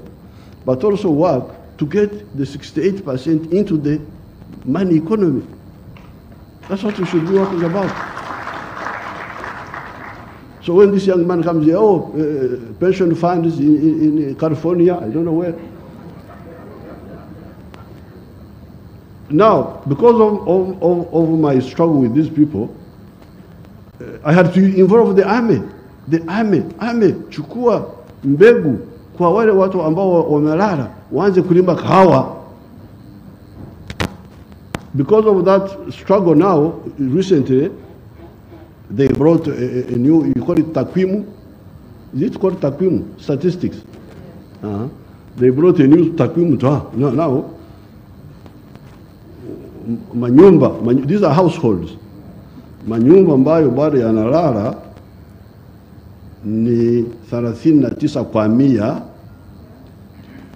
from 68. You can imagine. Up to 2013, when I involved the army, 68% of the Ugandans were just watazamaji wa mpira. As far as the economy is concerned. So, now how can you bring in pipeline, what? But how will they come? They're outside. You should bring them in. That's why I had to involve the army to kuchukua mbegu ya kahawa, ya matunda. We called it Operation Wealth Creation. That's how we were able to bring the watazamaji from 68% to now 39%.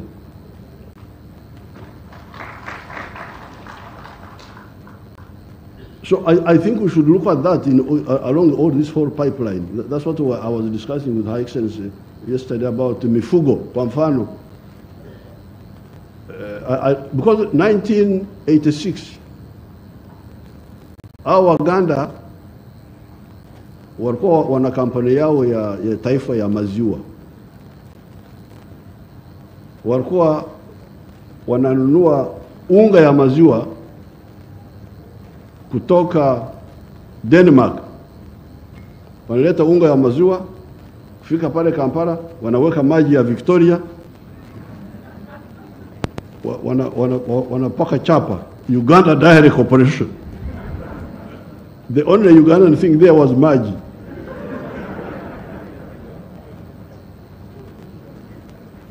But because of the struggle now, you hear that they have more milk now, surplus, so what they call surplus milk. So I think here along this route, if there are people who are just asleep, manyumba, we should work them up, produce maziwa, so that maziwa, chakula, so that they sell to these, to our wafanyakazi.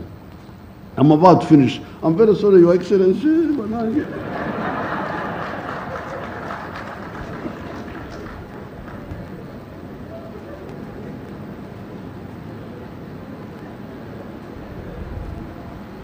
Unlike Japan or Korea or other service providers, will also be able to supply those who work in the oil sector, e.g. hotels, transport, food supplies, etc. Unlike Japan or Korea or Saudi Arabia, who either do not have oil or only have oil, East Africa has got everything. Agriculture, minerals, forests, oil, gas, etc. Once the environmental concerns are addressed, the sky is the limit. I thank everybody for giving me the opportunity to put forward a long-held Pan-African view. Thank you so much.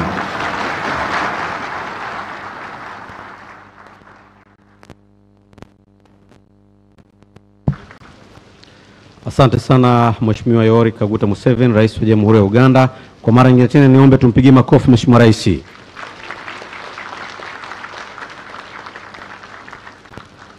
Kwa heshima na taadhima, sasa ni kuombe Mheshimiwa Samia Suluhu Hassan, Rais wa Jamhuri ya Muungano wa Tanzania, ili nawe uweze kuzungumza na hadhira hii ambapo ndio tutakuwa nahitimisha ratiba yetu kwa siku ya leo. Ni kuombe Mheshimiwa Rais, tafadhali.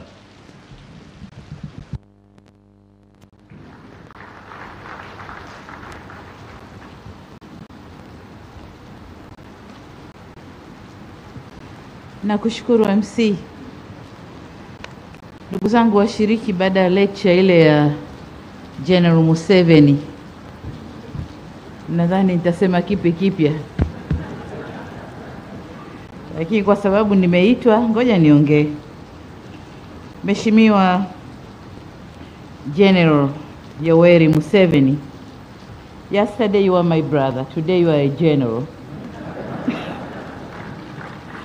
Rais wa Jamhuri ya Uganda, Mheshimiwa Waziri Mkuu wa Tanzania, waheshimiwa mawaziri mliopo toka Tanzania na Uganda, waheshimiwa makatibu wakuu mliopo hapa toka nchi zetu mbili, waheshimiwa mabalozi na kwa mashirika Umoja wa Mataifa mliopo, jamii ya wafanya biashara kutoka Tanzania na Uganda, viongozi mbalimbali mliopo, wanahabari, mabibi na mabwana, na wasalimu kwa jina la Jamhuri ya Muungano wa Tanzania, na wasalimu kwa ushirikiano na Uganda. Your Excellency, allow me at the outset to express my gratitude to you, Your Excellency, for taking time out of your busy schedule to be here today to participate in this business symposium, which focuses on the progress and development of the oil and gas sector, including the ECO project, as well as discussing the mechanisms and conducts businesses being done in our two countries and how to promote it.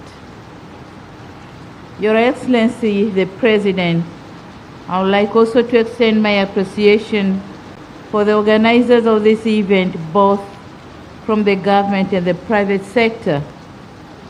The event of this kind brings synergy between our two governments and the private sector community, who are part and parcel of our overall mission to have an equitable and developed society. We in Tanzania are very happy with your constant push and unwavering support and commitment to the realization of the strategic Eastern African crude oil pipeline project for the mutual benefit of our two countries.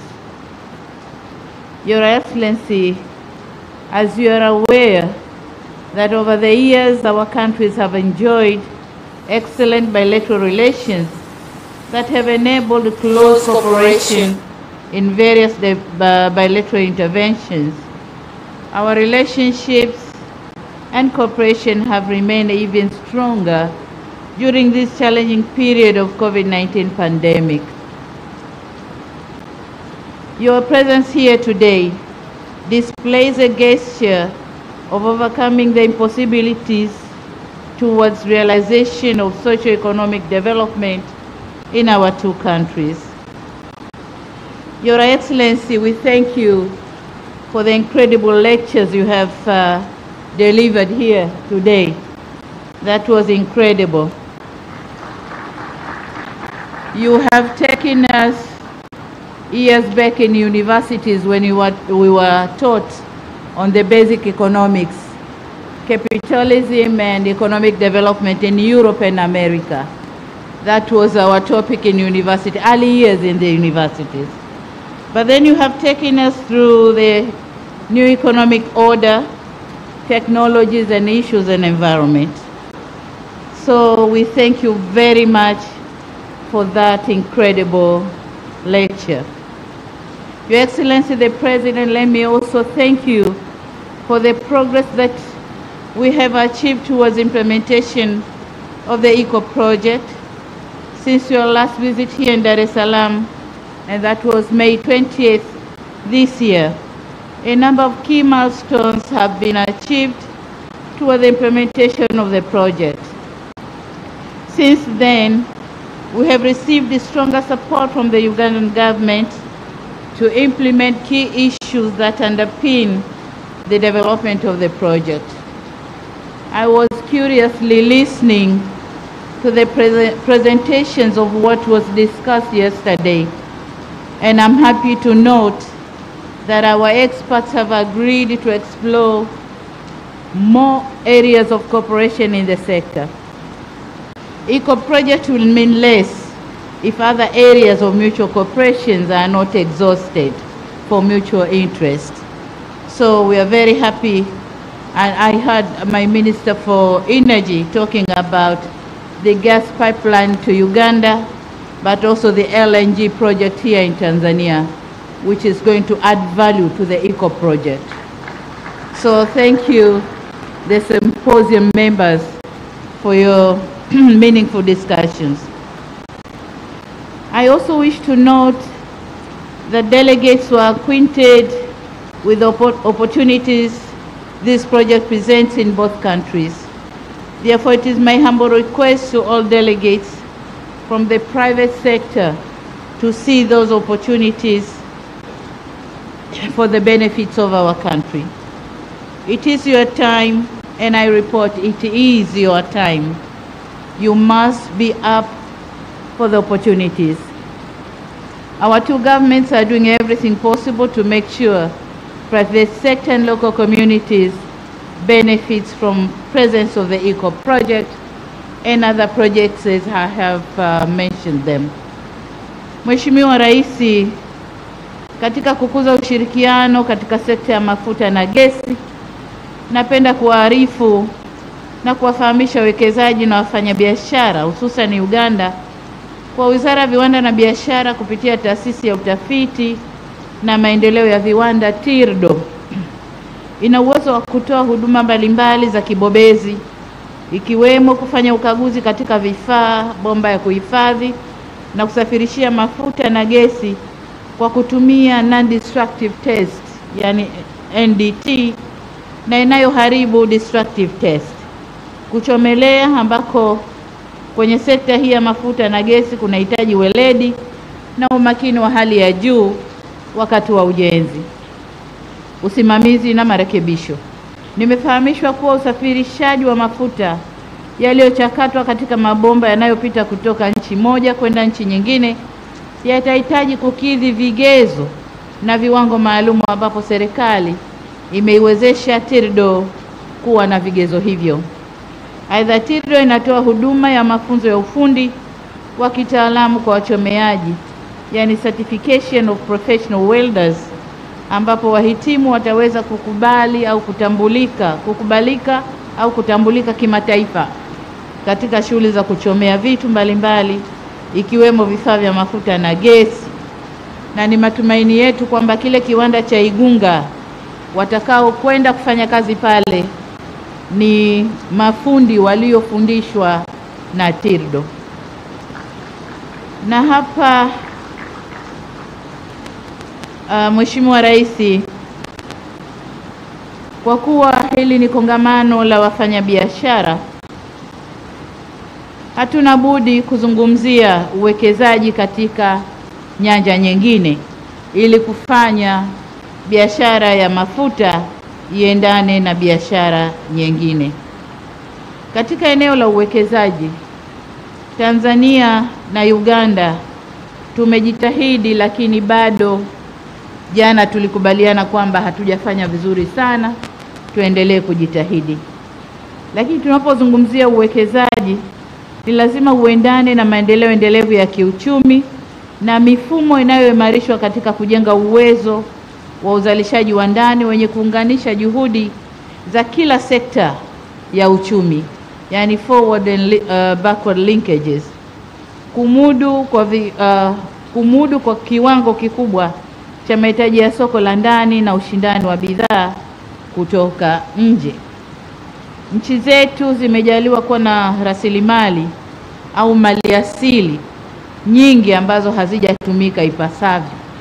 Amesema Mheshimiwa Rais hapa, kuwa na rasilimali au maliasili nyingi sio lazima uwe tajiri.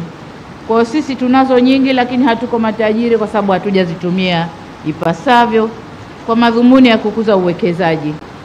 Hivyo basi ni muhimu kuendelea kuvutia uwekezaji katika nyanja mbalimbali ikiwemo viwanda vinavyotumia malighafi za ndani, hususan kwenye sekta za kilimo na maliasili, viwanda vinavyozingatia fursa za kijiografia, viwanda vinavyotumia nguvu kazi zaidi ili kuzalisha ajira, viwanda vinavyoendana na ukuaji wa miji, viwanda vitakavyozalisha bidhaa kukidhi mazingira ya biashara na kuwekeza zaidi kwenye rasilimali watu, na viwanda vinavyozaa viwanda vingine.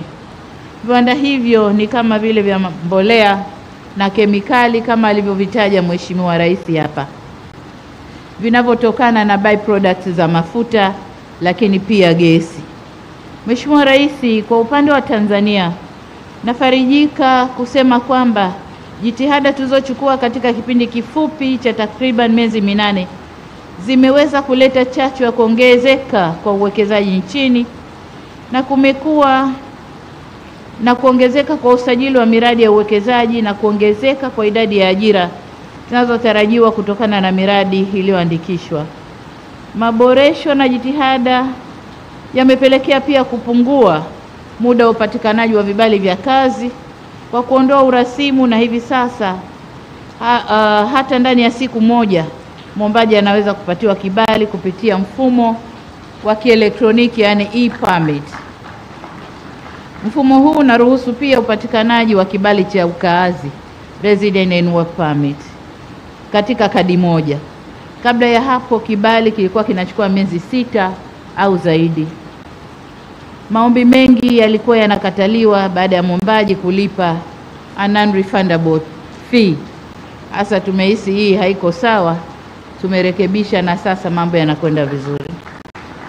Tumefanya pia marekebisho ya sheria ya kuratibu ajira za wageni, ambapo kwa sasa sheria inaruhusu mwekezaji kuingiza wataalamu hadi 10 kutoka idadi ya 5 ilivyokuwa kabla Oktoba 2021.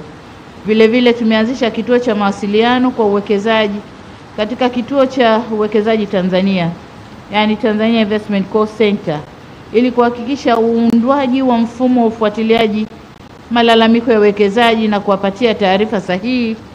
Kituo hiki kimeanzishwa na kinafanya kazi kwa ufanisi. Tunaendelea kufanya maboresho muhimu ya kimuundo na kisheria ili kuhakikisha urahisi wa kuanzisha na kufanya biashara na uwekezaji hapa nchini. Mheshimiwa Rais na ndugu wafanyabiashara, pia tumeimarisha jitihada zetu za kutenga na kuendeleza maeneo maalum ya kiuchumi ili kurahisisha uwekezaji mkubwa katika sekta ya viwanda, kilimo, teknolojia na usafirishaji. Katika kufanikisha hayo yote, tutajenga na kuimarisha sekta binafsi ili ikue na kuweza kuakisi utashi wa kisera na malengo ya kitaifa. Hivyo, sambamba na haki zinazotolewa, sekta binafsi ina wajibu wa kutekeleza majukumu yatakayoleta tija na kuweza kuendesha biashara kwa kufuata sheria, kanuni na taratibu za nchi, na hatimaye kuweza kulipa kodi na ada stahiki za serikali. Uzoefu unaonesha kuwa nchi nyingi duniani zimefikia viwango vya juu vya maendeleo kutokana na kutenga maeneo mbalimbali ya uwekezaji kupitia skimu mbalimbali kama vile Special Economic Zones, Export Processing Zones na nyingine za aina hiyo kwa ajili ya kuhakikisha uwekezaji unakuwa kwa kasi na kukuza mauzo ndani na nje ya nchi. Tutaendelea kuhakikisha tunamaliza au kuondoa kabisa vikwazo vyote visivyo vya kikodi, yani non-tariff barriers, kuhakikisha usalama wa mitaji pamoja na uhakika wa kutengeneza faida kwa wawekezaji wanaowekeza Tanzania. Na kwa wafanya biashara wa Uganda, niwaambie kwamba hivi karibuni tutafungua ofisi ndogo ya mamlaka ya bandari mjini Kampala ili kusogeza huduma hizi karibu na nyinyi. Waswahili wanasema mteja ni mfalme, kwa nasi tunasogea kwa mfalme wetu Uganda. Lakini ndani ya ofisi hiyo tutaweka afisa kutoka kituo cha uwekezaji ambao kwa wale wawekezaji watakaopenda kuja Tanzania wapate taarifa wakiwa pale. Mheshimiwa Rais, naomba sasa nitumie fursa hii tena kuwashukuru waandaaji wa kongamano hili pamoja na washiriki. Ni matumaini yetu kwamba kupitia kongamano hili litachochea zaidi uwekezaji na biashara kati ya nchi zetu mbili. Hivyo naomba kuhamasisha wawekezaji kutoka Uganda kuja Tanzania na Watanzania waende Uganda, kwa sababu tumesema hapa kwamba mipaka iliyopo iliwekwa na wale watu kwa madhumuni ya utawala, lakini sisi tunaweka mipaka mipya ya mabomba ya gesi, ya mafuta, ya umeme, ya viwanda. Hiyo ndio mipaka yetu sasa. Kwa hiyo wafanya biashara mwe huru kwenda huko na kwenda huko.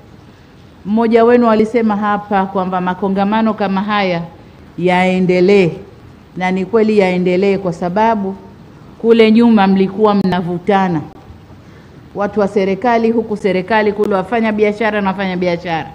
Badili ya kukaa na kuangalia vikwazo ni vipi na vipi tutaondosha, mlikuwa mna stick to vikwazo na kuvutana, kuwekeana kauzibe, asije na nyie msiende. Hiyo haisaidii upande wa Uganda wala Tanzania. La maana ni kuondoa vikwazo na wote tukasonga mbele. Kwa hiyo niwaombe mkutane tena mara nyingi, na jana nimewataka, mimi na Mheshimiwa Rais tumewataka watu wetu wa serikali, mawaziri, wakutane haraka kwenye ile tume yetu ya pamoja ushirikiano. Waangalie changamoto tulizozizungumza jana ziondoshwe, ili nanyi wafanya biashara muweze kukaa kwenye nani zenu mkijua kwamba serikali imeondosha vikwazo, nanyi muondoshe vya kwenu, ili muweze kufanya kazi kwa haraka na tuone matokeo ya haraka. Wafanya biashara wa Tanzania ni mashahidi. Tulikuwa tunavutana hapa na Kenya, kila kinachokwenda hakipiti, hiki hakipiti na huku hakipiti, kule wakizuia, na mkuu wa mkoa wetu naye asema kuanzia leo hakipiti. Lakini tulikaa tukaelezana ukweli.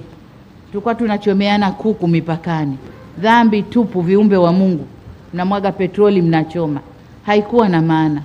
Lakini tumeondosha vikwazo, sasa biashara imekuwa mno. Ukiangalia figa za biashara Kenya na Tanzania imekuwa mno. Tunataka biashara ikakue kwa upande wa Uganda pia, ikakue kwa upande ule pia. Mheshimiwa Rais amesema hapa, aliomba tununue, sisi tununue sukari kwake. lakini walisikia statement za waziri wetu kwamba hatutanunua, hatutakubali. Sasa that was nonsense. Mheshimiwa Rais, tutanunua sukari kutoka Uganda. Ndugu zangu, baada ya kusema hayo, niwashukuru na nimshukuru sana Mheshimiwa Rais kwa kuja kukubali kuwa nasi katika kongamano hili. Tunamshukuru kwa mambo mengi aliyotueleza. Kuna watoto wadogo wengi hapa ambao hawakupitia yale ambayo ameyaeleza, leo wameyajua. Naomba wote tukafanye kazi kwa pamoja, tuendeleze nchi zetu. Asanteni sana na Mungu awabariki. Asante sana. Asante sana Mheshimiwa Rais kwa hotuba hiyo. Naomba kwa mara nyingine tena tumpigie makofi Mheshimiwa Rais tafadhali.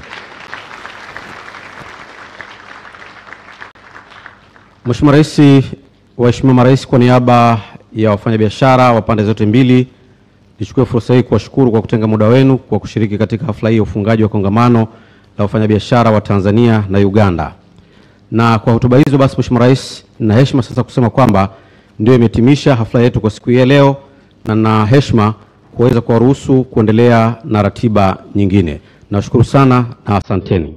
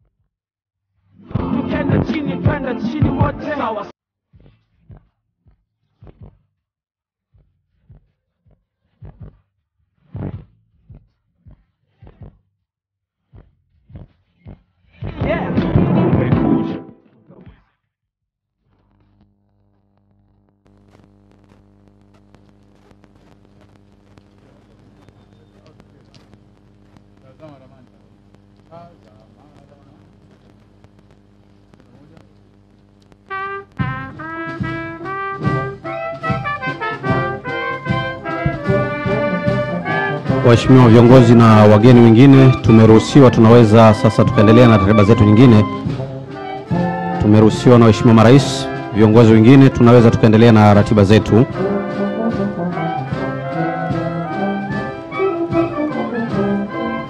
Ndugu wageni walikwa, viongozi na wafanyabiashara, tumeruhusiwa kuweza kuendelea na ratiba zetu. Tunaweza sasa tukaondoka tukaelekea katika shughuli zetu nyingine.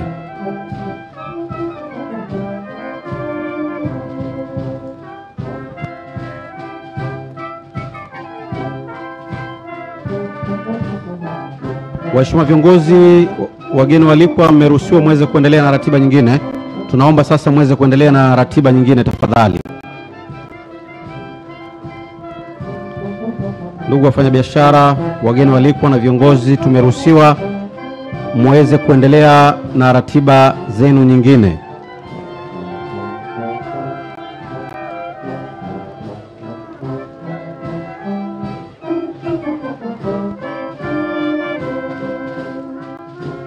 Ni siku nyingine tena ya kukufanya uone maisha mapya ndani ya jiji la zabibu na karanga lenye mandhari nzuri ya kuvutia, linalokuwa kwa kasi kiuchumi, lenye miundo mbinu iliyopangiliwa vizuri. Hii ni Dodoma, ambapo unakutana na mradi mkubwa kabisa wa nyumba 1000 unaojengwa na NHC. Awamu ya kwanza ya mradi unajumuisha ujenzi wa nyumba 303 katika eneo la Iyumbu kwa ajili ya uuzaji, pamoja na nyumba 101 katika eneo la Chamwino kwa ajili ya upangishaji. Ni ujenzi wa kipekee ukijumuisha nyumba zenye ukubwa wa mita za mraba 75, 100 na 120. Uwepo wa maduka, shule ya awali, viwanja vya michezo na maegesho ya magari unafanya mradi huu uwe wa kipekee jijini Dodoma. Hii haijapata kutokea. NHC kwa kushirikiana na Azania Bank wanakuletea mkopo wa nyumba wenye riba nafuu wa 9%. Ni rahisi. Shirika la Nyumba la Taifa NHC linakupa uwezo wa kuwa na kwako jijini Dodoma. Dodoma. Kwa maelezo zaidi piga 0736 11 44 33 au tembelea tovuti yetu ya www.nhc.co.tz au fika katika ofisi za NHC zilizoko karibu na